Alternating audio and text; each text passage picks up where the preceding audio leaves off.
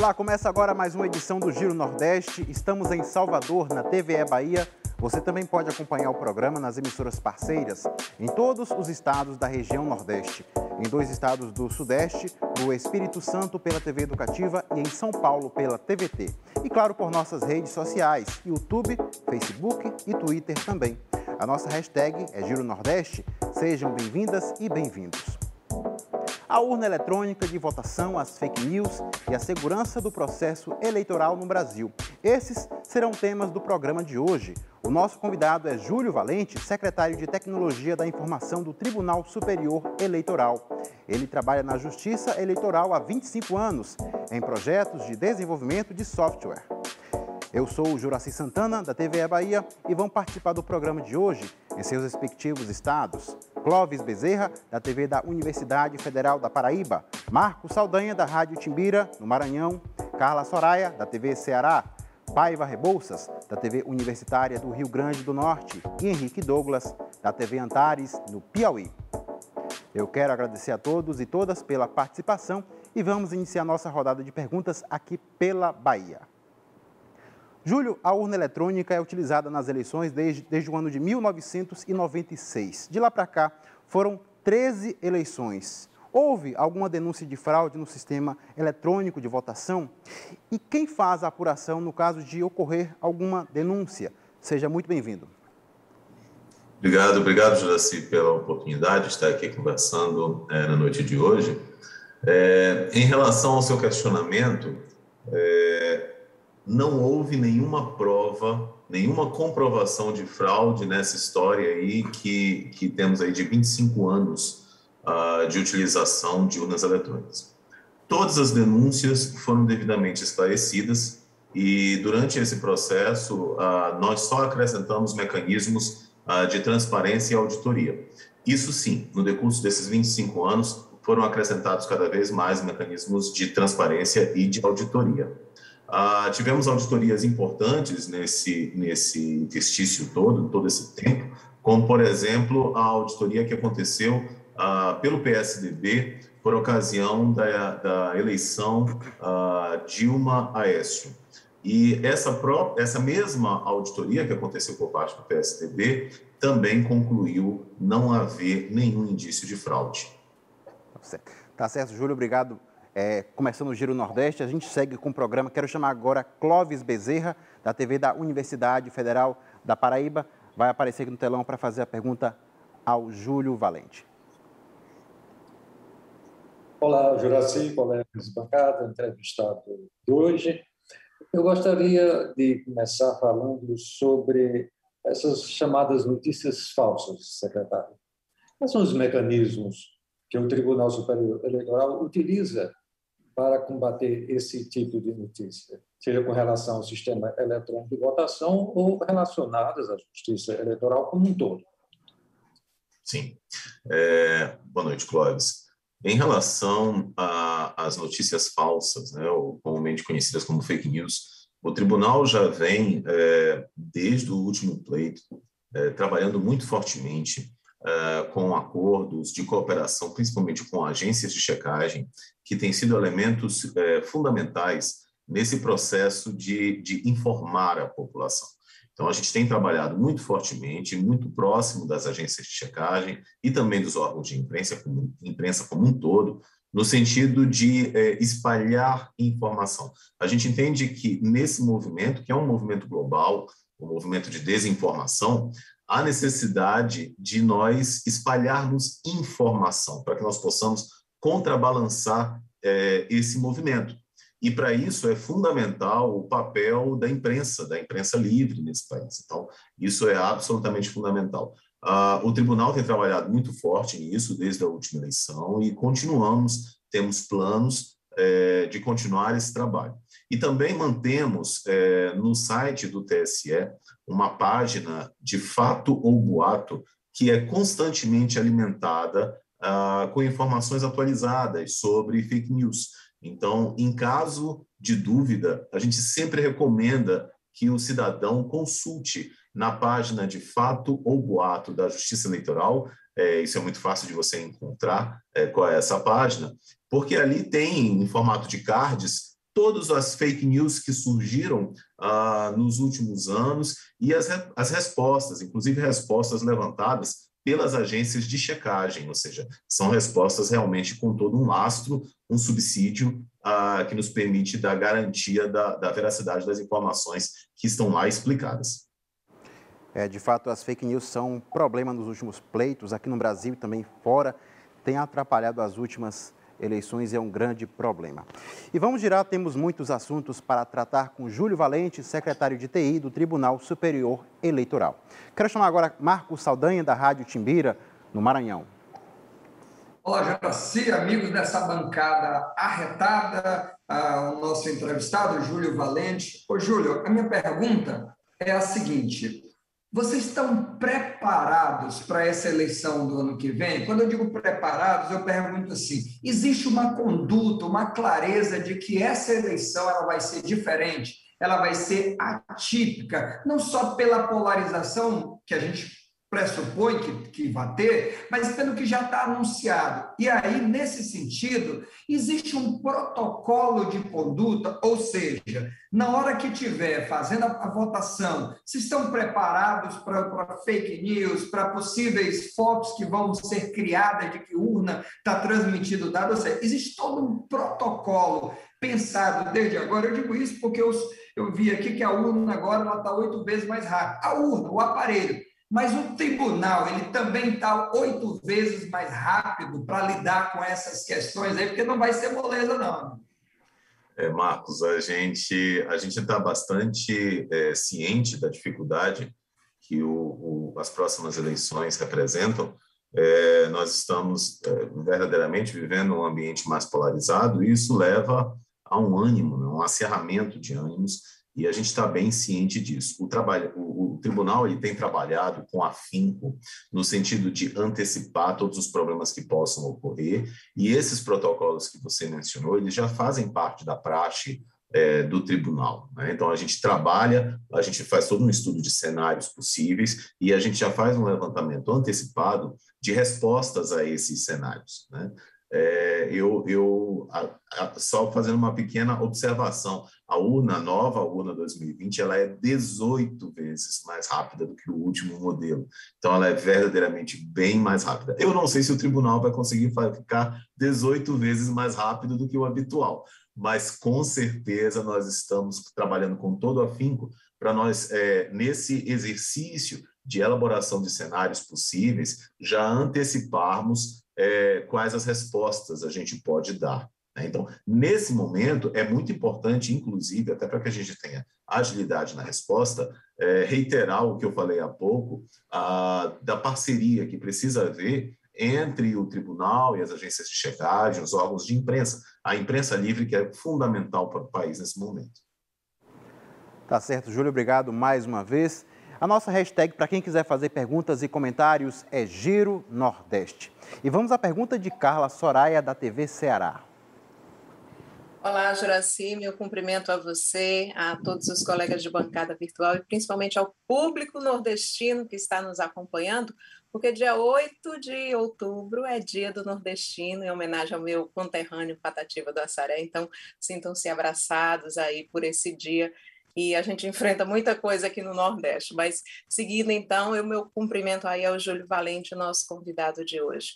Júlio, eu gostaria de saber a respeito dos questionamentos que muita gente faz, de que na transmissão dos dados, ou mesmo na digitação, é possível fazer uma manipulação, porque afinal a urna eletrônica é como um computador, e você pode programar um computador para mudar o que existe dentro dele, né? Se os hackers conseguiram invadir computadores da NASA, por que não conseguiriam fazer isso com a urna eletrônica, que foi criada lá em 96, né?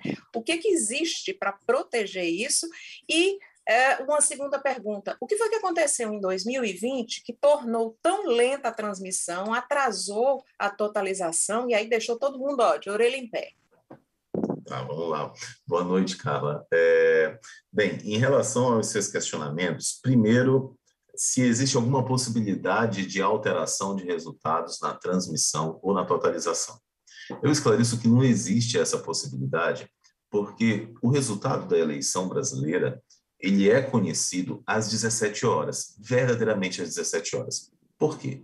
Porque a urna eletrônica, ela coleta os votos durante todo o dia, e quando ela encerra, quando os mesários que estão fazendo ali o acompanhamento daquela sessão eleitoral, eles começam os procedimentos de encerramento do equipamento, o próprio equipamento já faz o cômputo dos resultados daquela sessão eleitoral. E aí, nesse momento, o equipamento ele emite 5 cópias do resultado. Um relatório que o equipamento imprime. A urna eletrônica imprime um relatório que a gente chama de boletim de urna. Ela imprime, no mínimo, 5 cópias. Então, às 17 horas, quando o equipamento é encerrado, nós já sabemos o resultado.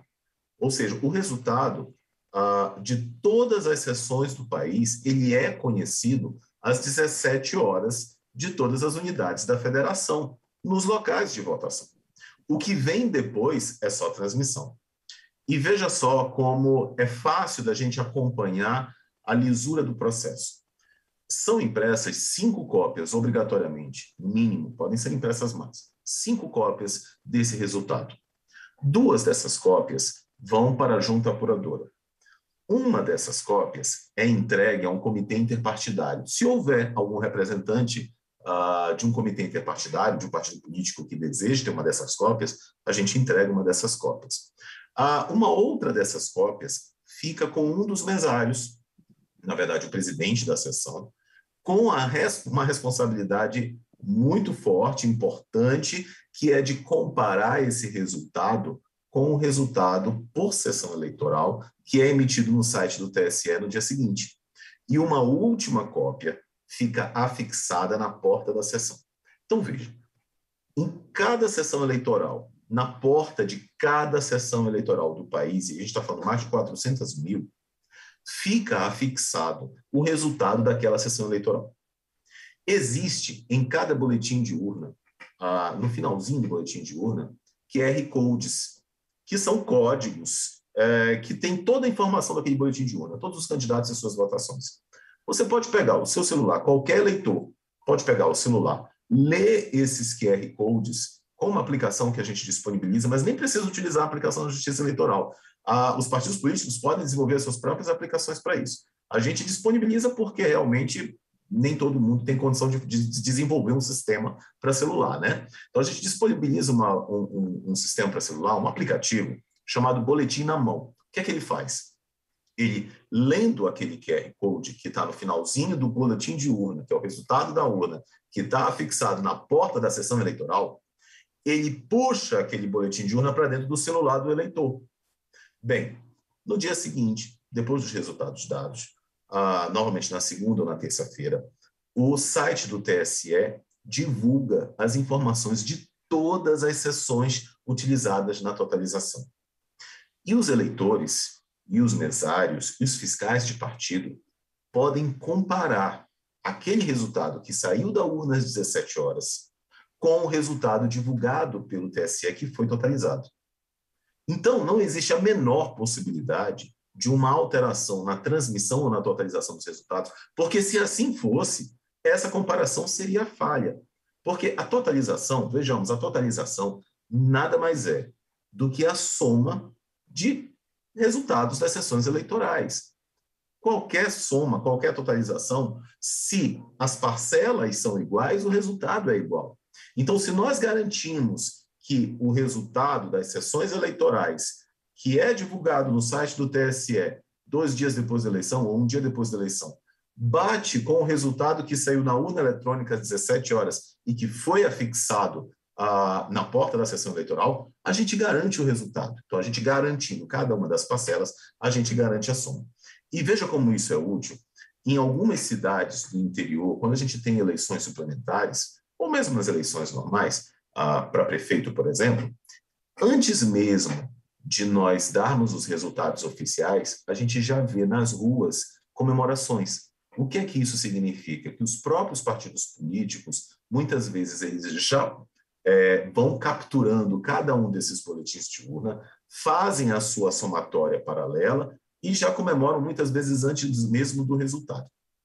Então, respondendo a sua pergunta de forma muito objetiva, eu dei toda essa volta para poder dizer para você que não existe a menor possibilidade de uma fraude ou de qualquer alteração, nem na transmissão, nem na totalização. Porque se assim fosse, os resultados de sessão por sessão não poderiam coincidir, não coincidiriam os resultados que saíram da urna eletrônica com os resultados que são publicados depois no site do TSE. Você questionou também sobre a possibilidade de hackers. Hackers invadem até a NASA. Bem, mas é verdade, isso é verdade. Só que os hackers, eles podem até ter invadido a NASA. Eu costumo usar uma analogia, se você me permitir, uma aproximação. Os hackers já invadiram o site da NASA, mas nenhum hacker conseguiu alterar a trajetória de um foguete. É exatamente isso. Por que isso acontece? Porque os foguetes eles são isolados de qualquer tipo de rede, de qualquer tipo de acesso remoto. E tudo que entra num foguete é muito bem controlado e muito bem vigiado e observado. É exatamente a mesma coisa com a urna eletrônica. Não tem como um hacker entrar no dia da eleição dentro de uma urna eletrônica, porque a urna eletrônica não tem nenhum componente, nem mesmo equipamento físico para fazer essa conexão. A urna eletrônica ela só se conecta com energia elétrica. Ela não tem acesso a Bluetooth, não tem acesso à rede Wi-Fi, não tem acesso à internet. Então, não tem como entrar ali na urna eletrônica. Então, pelo mesmo motivo, é que os hackers podem até acessar o site da NASA, mas nunca se soube de nenhum hacker que tenha, porventura, alterado o resultado ou alterado a trajetória, melhor dizendo. Mas se não tem como ter acesso à internet, como é que é feita essa transmissão? A transmissão que ela vem depois, né? Quando o resultado já é conhecido. Então, veja só, se a transmissão ela acontece depois e o resultado é conhecido, por mais que houvesse qualquer alteração na transmissão, nós perceberíamos isso ao confrontar o resultado das 17 horas com o resultado posterior. Então, é isso que eu digo. Como o resultado das eleições no Brasil ele é conhecido às 17 horas do dia da eleição, em cada sessão eleitoral, e se a gente confronta esse resultado que está fixado na porta da sessão eleitoral com o resultado que é divulgado depois no site do TSE, se esses resultados batem, a gente afasta por completo qualquer alteração. Eu não estou dizendo que não possa haver na transmissão uma alteração ou um ataque, por exemplo. O que eu estou dizendo é que o resultado das eleições brasileiras já é conhecido no momento em que nós encerramos as urnas e que qualquer ataque posterior seria facilmente percebido na hora em que a gente confrontasse o resultado da urna eletrônica, os boletins de urna, com o resultado do site do TSE. Você também questionou sobre as eleições de 2020. Bem, o que aconteceu nas eleições de 2020 foi uma situação realmente peculiar. Nós estávamos num momento de início de pandemia e que nós estávamos aguardando a chegada de equipamentos que fariam a totalização do país. Nós fizemos uma alteração no projeto da totalização para que a totalização acontecesse toda em Brasília. E essa alteração ela foi justificada, ela tem suas razões técnicas para que seja assim feito, inclusive razões de segurança.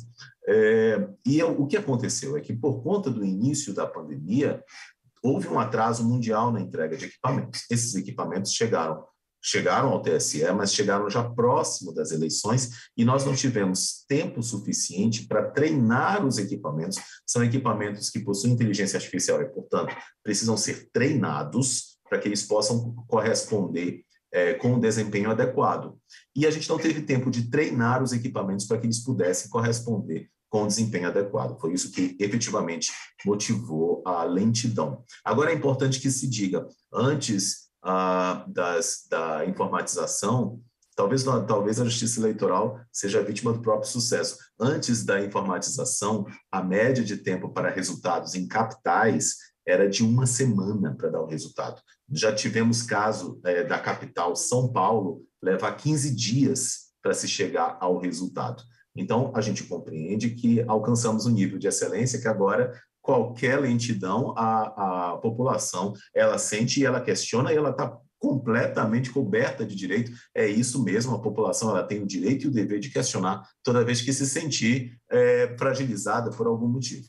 mas é só para dar um parâmetro de que a informatização mudou muito o nosso conceito do que é uma eleição rápida.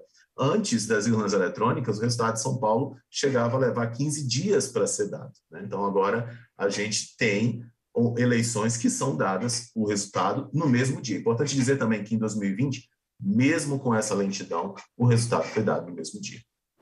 Tá certo, Júlio, muito obrigado. Para aquela turma que vive aí pedindo o voto auditável, tudo muito bem explicado. Só faltou desenhar, mas nem precisa, né? Então, não precisa ficar repetindo como papagaio toda essa baboseira.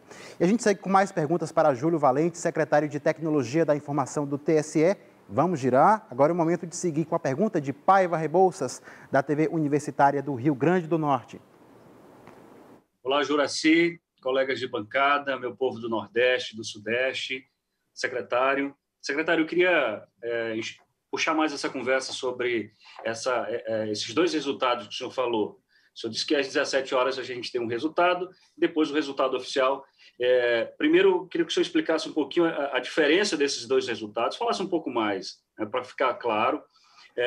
Se esse primeiro resultado é só o boletim, porque aí é um outro processo, quer dizer, você teria que juntar todos os boletins para poder confrontar. Essa é a primeira questão. Na segunda questão, eu queria mais detalhes sobre o que aconteceu lá na eleição do Aécio Neves, do PSDB, e o que teria motivado ele a pedir, né, enfim, para duvidar do resultado da eleição, e como é que se deu esse processo, né, para responder a ele e ao PSDB. Questionado agora sobre a questão dos 17 horas, né? Como é que funciona a urna eletrônica? A urna eletrônica, ela funciona completamente apartada, completamente separada de qualquer tipo de rede de dados. Então, a urna eletrônica, ela é um equipamento, eu até faço uma comparação meio na brincadeira, de que é como micro-ondas. Basta você ter energia elétrica e vai funcionar.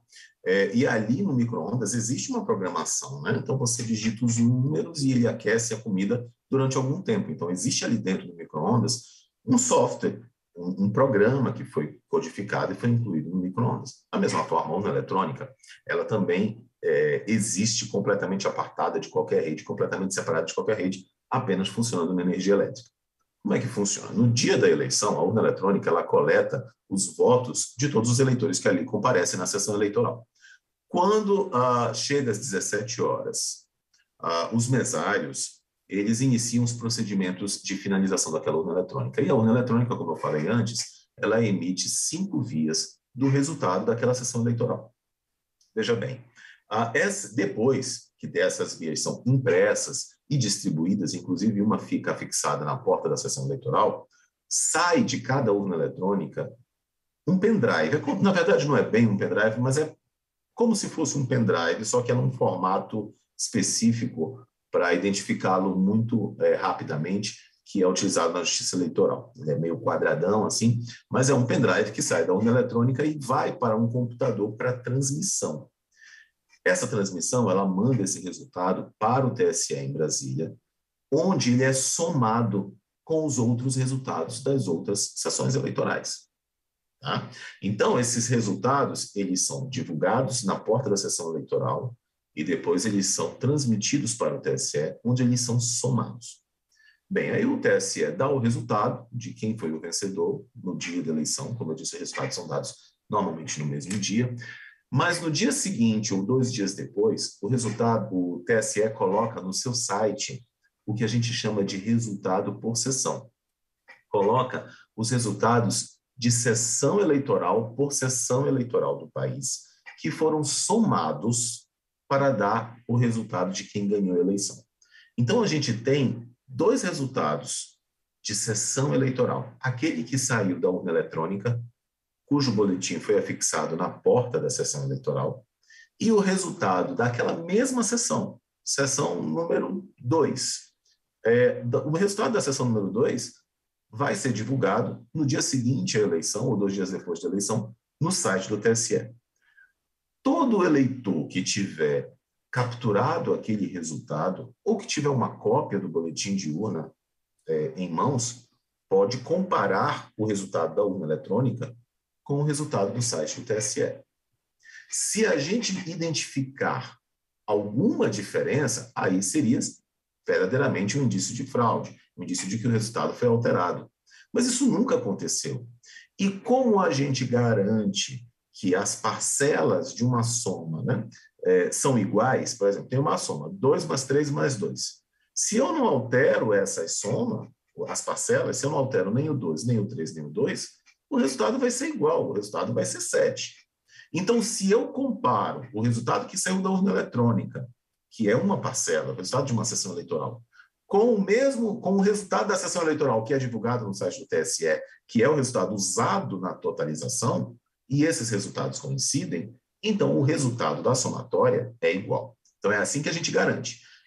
Tanto é, como eu exemplifiquei, nós temos algumas cidades no país que têm muito poucas sessões. Tem 20, 30 sessões. Então, é muito fácil para uma pessoa passar em todos os locais de votação, capturar esses 30 boletins de urna, levar para casa, somar rapidamente, a gente já sabe quem ganhou. É por isso que em algumas cidades, como eu falei, as pessoas começam a comemorar antes do resultado oficial. Porque às vezes o resultado oficial vai sair às 10 da noite, porque tem todo o trâmite de transmissão, né? E os partidos políticos já conhecem, tá? Em relação ao motivo do PSDB ter solicitado uma auditoria. Veja só, se o resultado das eleições ele é conhecido às 17 horas, quando a gente encerra as urnas eletrônicas, a gente começa, a partir desse horário, a transmitir esses resultados. A ordem em que esses resultados vão ser recebidos no TSE, tanto faz. Voltando ao exemplo que eu dei, eu disse 2 mais 3 mais 2. É o resultado, são as parcelas para a gente dar o resultado de 7. Se eu somar numa outra ordem, se eu colocar 2 mais 2 mais 3, vai mudar o resultado final? Não. Se eu somar em uma outra ordem, eu colocar 3 mais 2 mais 2, vai mudar o resultado final? Não. Então, a ordem em que as sessões eleitorais são totalizadas no TSE não impacta o resultado final. Tanto faz se as sessões do Sudeste entraram antes e depois entraram as do Nordeste.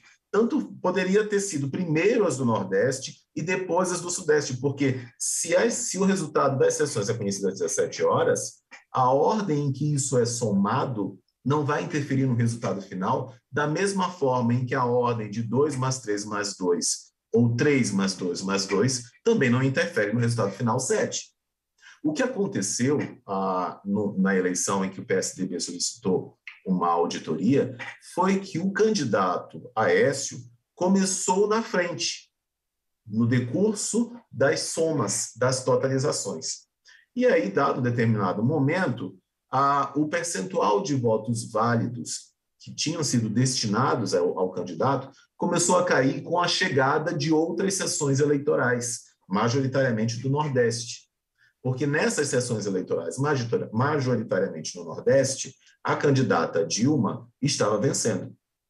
Então, como essas sessões foram sendo recebidas, depois das sessões do Sudeste, foi ocorrendo uma alteração, até que houve um ponto de inflexão em que a candidata Dilma ultrapassou o candidato Aécio.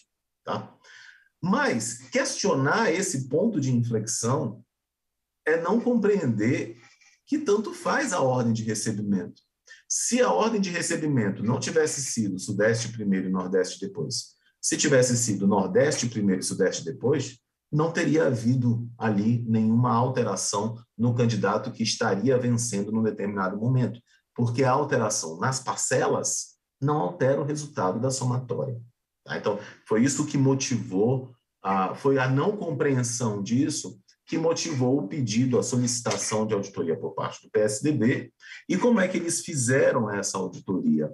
Eles selecionaram urnas eletrônicas em todo o país para auditar. Eles foram até os locais, os depósitos de urna eletrônica, abriram as urnas eletrônicas, retiraram dessas urnas arquivos e confrontaram com os resultados que foram efetivamente utilizados na somatória, na totalização.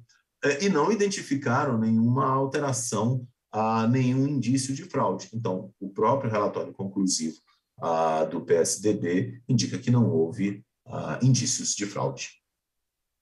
Júlio, mais uma vez. Quem está assistindo ao Giro Nordeste pode fazer perguntas e comentários nas nossas redes sociais, YouTube, Facebook e Twitter também. E vamos falar agora com o Henrique Douglas, da TV Antares, no Piauí. Olá, companheiros de bancada, saudações piauienses, e também gostaria de saudar o nosso convidado, o secretário Júlio Valente. Secretário Valente, eu queria convidá-lo para deixar o terno e a gravata no TSE, dar uma saidinha para que o senhor nos ajudasse com... Pode deixar ele guardadinho, vamos fazer uma turnê aí fora do tribunal. E eu queria que o senhor nos ajudasse com a sua experiência, afinal de contas são 25 anos trabalhando com eleições, e que o senhor fizesse a devida análise. Por que se convencionou falar numa suposta falibilidade das urnas eletrônicas e não se discute temas, por exemplo, mais concretos, como as altas possibilidades de crimes eleitorais, que ainda são comuns, a gente no Nordeste sofre muito isso, e outro detalhe que merece mais atenção, por isso é que eu estou lhe convocando para sair do TSE, porque eu acho que não tem muito a ver com a tecnologia, contando mais com a sua experiência. E por último, secretário, por que não se discute mais da obrigatoriedade da participação em debates eleitorais? Porque muitos candidatos conseguem se eleger exatamente porque fogem o tempo todo do debate. E eu quero até acrescentar, secretário, que nem sempre quem vence o debate é o melhor, mas o debate eu acho que é um bom momento para o povo ficar sabendo quem é quem. Henrique, primeiro, boa noite. Acredito que a Justiça Eleitoral tenha, junto com a sociedade, é importante que se diga isso. A Justiça Eleitoral, ela colabora com a sociedade ela ajuda a Justiça Eleitoral na segurança das urnas eletrônicas. Isso desde 1996, mais especificamente a partir do momento em que nós incluímos um evento chamado Teste Público de Segurança, que eu explico muito rapidamente. O teste público de segurança é um momento em que nós entregamos as urnas eletrônicas e os códigos dos programas das urnas eletrônicas para serem atacados por investigadores que se inscrevem. É um teste aberto para qualquer brasileiro acima de 18 anos. Qualquer pessoa que queira contribuir, que queira colaborar com a segurança das urnas eletrônicas pode participar do teste público de segurança e receberá lá uma urna eletrônica sem lacres, receberá acesso a todo o código-fonte da urna eletrônica para que leia, para que entenda e para que efetue os seus ataques. E assim, nós temos aprendido. A urna eletrônica, ela não é a mesma desde 1996, longe disso. Nós temos apesar de ela parecer igual por fora, isso é proposital. É proposital que ela pareça igual por fora para não ter um impacto em cima do eleitorado, para que o eleitorado não estranhe a urna. E o eleitorado que já está acostumado a usar a urna eletrônica. Porém, por dentro, a urna vem passando por evoluções contínuas. São 25 anos de evolução. E é uma evolução colaborativa, é uma evolução em que a sociedade atende a esse chamamento e responde dando sugestões de melhoria da segurança da urna eletrônica. Então, eu costumo dizer que a segurança da urna eletrônica ela não é, como muitas vezes é apregoado, algo que foi construído pelos gênios do TSE, até de uma forma um pouco irônica. Não há gênios no TSE e na Justiça Eleitoral. Há gênios, sim, no Brasil, todos juntos, que contribuem, que colaboram, que vão e participam desses eventos e nos ensinam muito. E assim a gente tem melhorado no decurso dos anos a segurança das urnas eletrônicas. O que acontece é que no sistema eleitoral brasileiro, as urnas eletrônicas são o elemento mais visível. Elas são um elemento mais claro. É a materialidade do voto que existe ali, naquele momento, na frente do eleitor. Então, o eleitor, ele liga muito fortemente a experiência eleitoral com a urna eletrônica.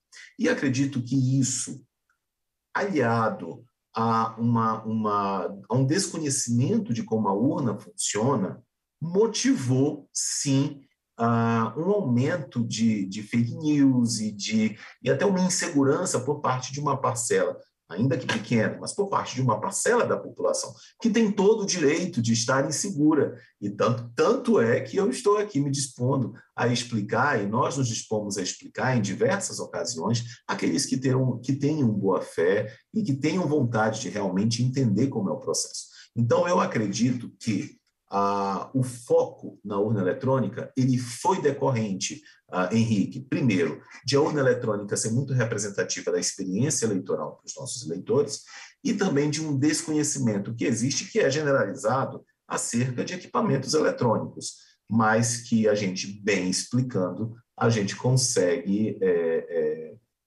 fazer as pessoas entenderem, né, que é um processo seguro.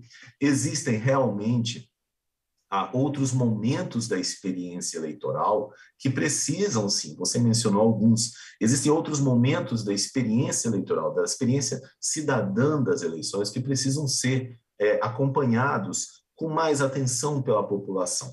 Não que a urna eletrônica não precise da atenção, precisa, claro, é a materialidade do voto, mas a eleição ela é muito mais do que isso, né? O exercício da eleição, o exercício cidadão da democracia é muito mais do que isso, compreende a escolha acertada e refletida dos seus candidatos, compreende o acompanhamento desses candidatos que venceram no decurso dos seus mandatos e compreende realmente todo o processo ali de reflexão que culmina com o voto. O voto ele não existe isolado no mundo, né? O voto ele é a culminância de um processo de reflexão que toda a população precisa fazer. Obrigado, Júlio, mais uma vez. E agora é hora da participação do público do Giro Nordeste. Ana Nóbrega está assistindo pelo YouTube e enviou a seguinte pergunta.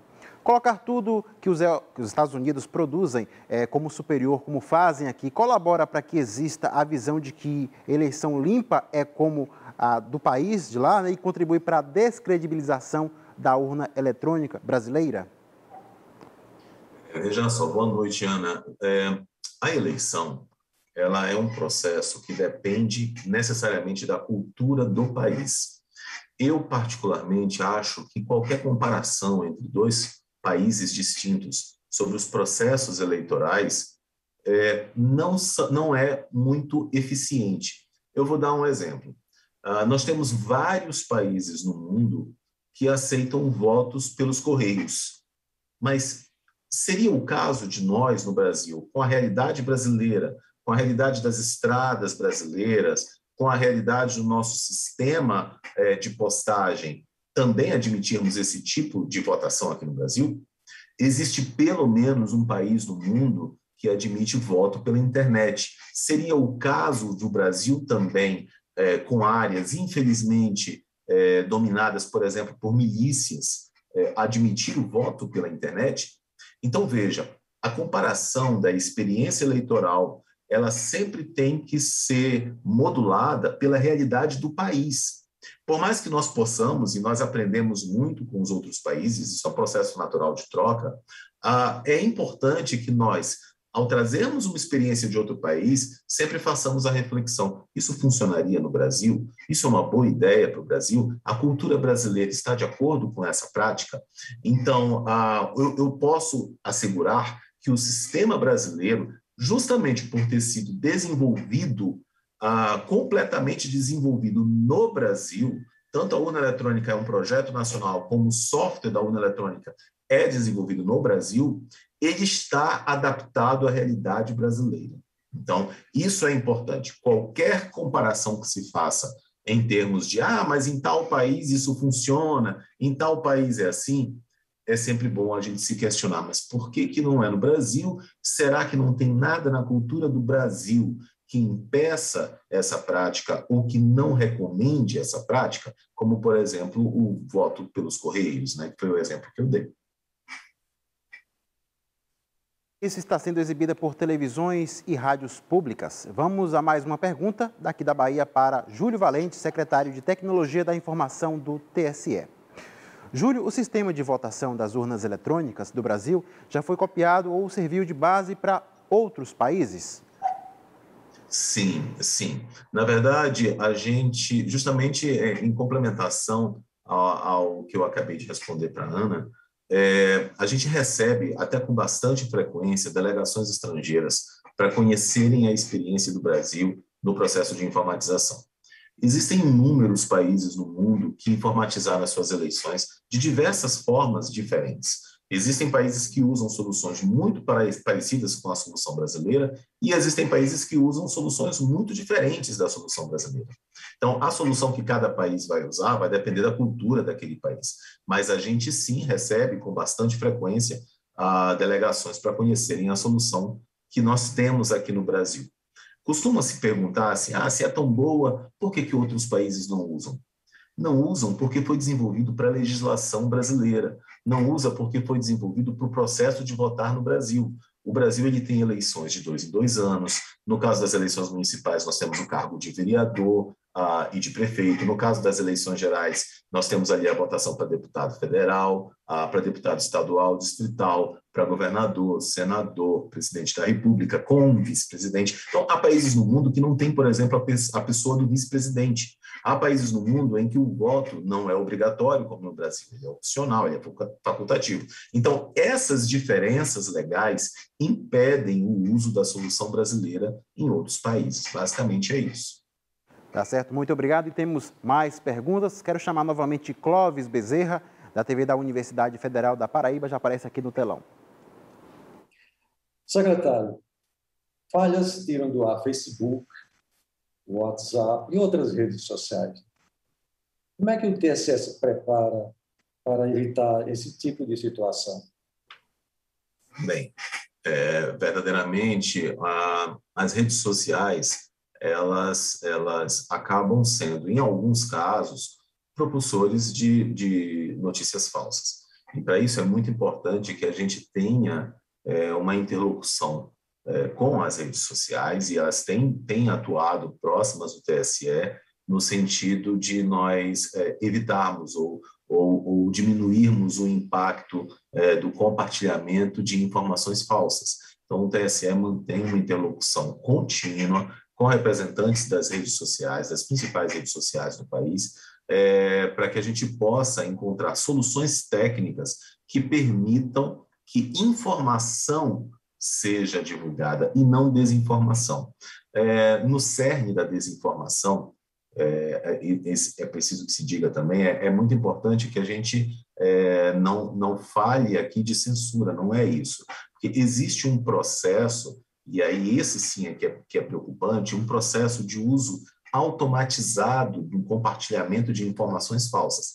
É nesse ponto que as redes sociais elas atuam e têm atuado em conjunto com o TSE no sentido de coibir, porque isso sim é um uso artificial, é um uso provocado com a intenção de manipular o pensamento das pessoas. Mas é uma preocupação, sim, sem sombra de dúvida. O mundo mudou a partir do advento das redes sociais, e como eu falei antes, o fenômeno das fake news é um fenômeno que preocupa em escala mundial, não é só no Brasil. As fake news elas existem no mundo todo e causam impactos, então todos os governos, todas as democracias têm tido alguma dificuldade em lidar com as fake news, principalmente as fake news que são como eu posso dizer, aumentadas de forma artificial, por exemplo, por meio de uso de robôs ou disparos artificiais. E, nesse sentido, é que as redes sociais têm trabalhado junto com o TSE no desenvolvimento de soluções técnicas para coibir esse tipo de comportamento. Obrigado mais uma vez, Júlio. E temos agora mais uma participação de Marcos Saldanha, da Rádio Timbeira, no Maranhão. Ô, Júlio, você já deixou claro, mais claro do que isso, concordo com o Juraci, impossível, nem precisa desenhar, que a urna ela é segura. Se a gente sabe disso, nós estamos entendendo isso, imagina os partidos que estão envolvidos nas eleições e fazem reuniões o tempo todo com o TSE.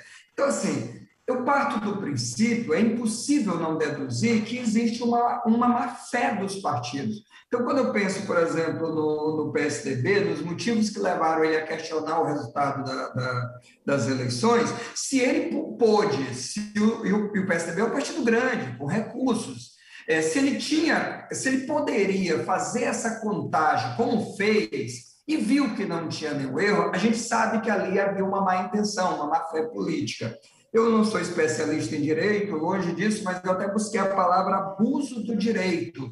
Quer dizer, a mesma coisa me parece que é feita agora, quando já está claro que a urna não tem como ser burlada, e aí o presidente insiste no voto impresso, alguns partidos vão a questionar.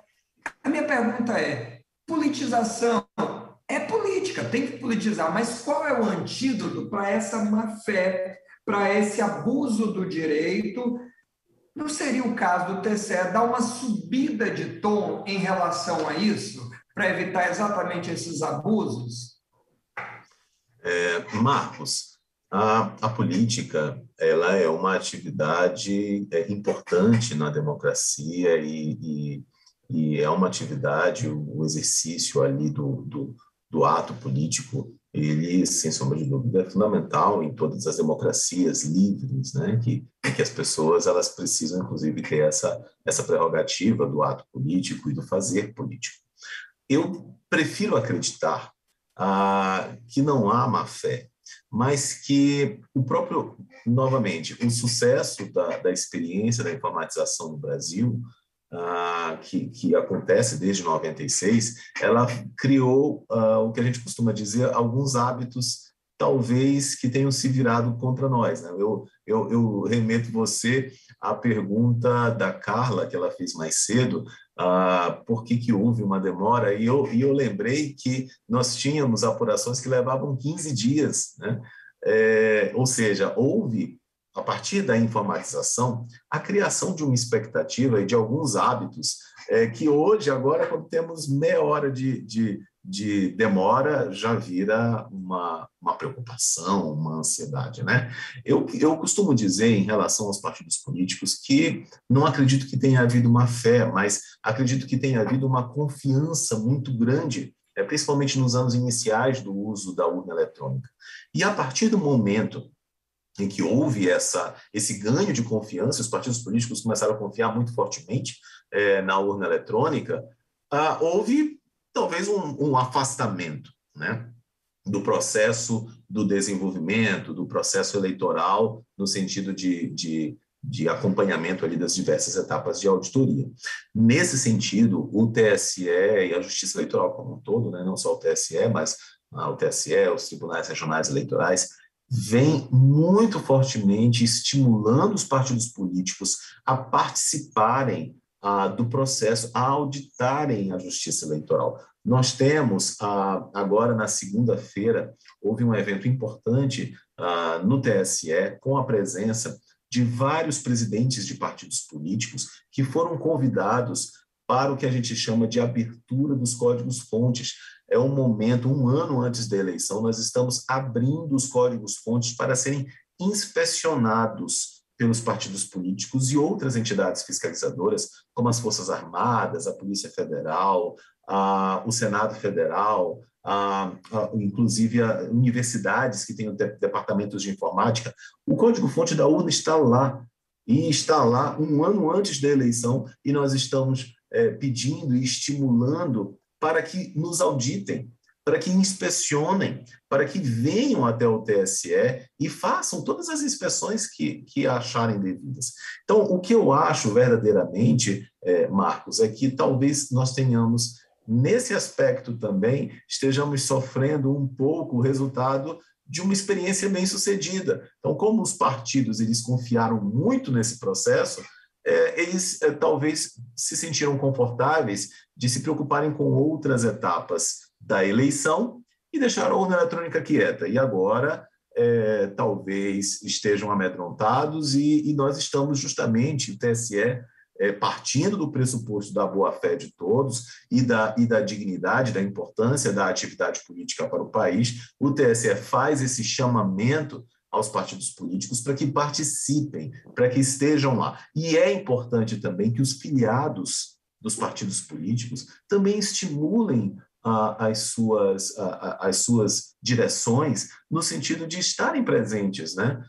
Como eu disse, nós temos no TSE uma sala pronta para que os partidos e outras entidades fiscalizadoras que inclui, como eu disse, todas as Forças Armadas, Polícia Federal, CGU, TCU, Congresso Federal, estejam lá e inspecionem o nosso trabalho. A gente gostaria de ser mais auditado.